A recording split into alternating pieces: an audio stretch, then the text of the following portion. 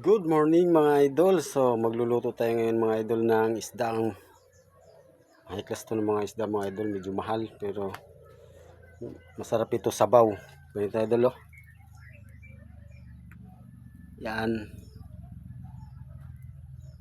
Tapos lagyan natin ng malunggay. Mga idol, so ilalagay na natin ito mga idol. Ayan, kulo na mga idol. So ilalagay na natin ito mga idol. Ganito lang buhay sa probinsya mga idol dito sa Bicol. Simpleng buhay lang sa probinsya. Probinsya man sa lugar ko, mas ito probinsya din talaga. So yung mga idol, na ilagay na natin tayo ng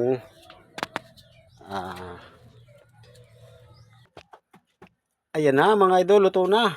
Ayan. So ayan na mga idol.